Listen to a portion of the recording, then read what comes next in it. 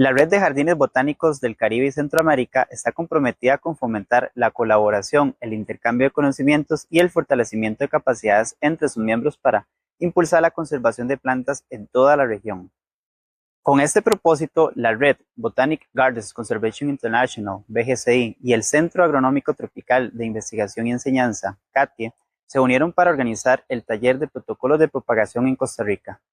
Durante varios días, los asistentes participaron de sesiones dinámicas que combinaron teoría y práctica. Se abordaron temas como la planificación de la propagación de especies objetivo, pruebas de habilidad de semillas, desarrollo de diseños experimentales, monitoreo de germinación y crecimiento, y la elaboración de protocolos de propagación, que son herramientas esenciales para conocer y conservar la diversidad vegetal.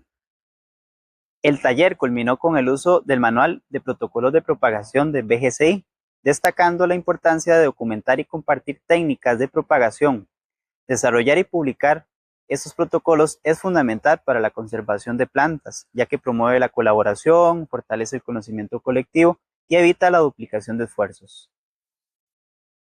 Las valiosas discusiones e intercambio de experiencias fomentaron la colaboración regional, empoderando a los participantes para regresar a sus instituciones con nuevas herramientas, conocimientos y conexiones que potenciarán su labor de conservación.